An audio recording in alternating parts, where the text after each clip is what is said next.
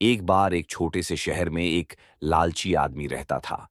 वह बहुत ही धनी था, लेकिन इसके बावजूद भी उसकी लालच का कोई अंत नहीं था। उसे सोना और कीमती वस्तुएं काफी प्रिय, लेकिन एक बात जरूर थी कि वह अपनी बेटी को किसी भी चीज से ज्यादा प्यार करता था। एक दिन उसे एक परी दिखाई दी। जब वो उसके पास आया तो उसने देखा कि पेड़ की कुछ शाखाओं में परी के बाल फंस गए थे। उसने उसकी मदद की और परी उन शाखाओं से आजाद हो गई।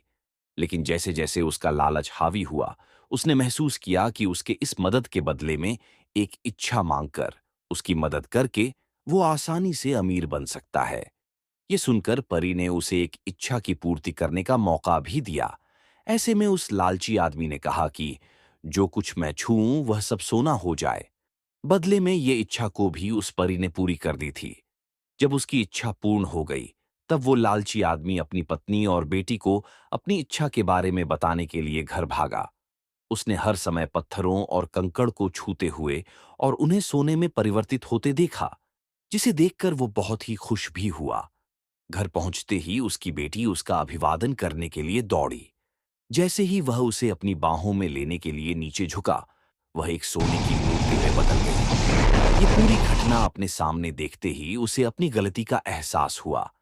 वो काफी जोर से रोने लगा और अपनी बेटी को वापस लाने की कोशिश करने लगा। उसने परी को खोजने की काफी कोशिश करी, लेकिन वो उसे कहीं पर भी नहीं मिली। उसे अपनी मूर्खता का एहसास हुआ, लेकिन अब तक काफी देर हो गई थी। कहानी की सीख, इस कहानी से हमें ये सीख मिलती है कि लालच हमेशा पतन की ओर ले जाता है। जरूरत से ज्यादा लालच करना हमें हमेशा दुख प्रदान करता है।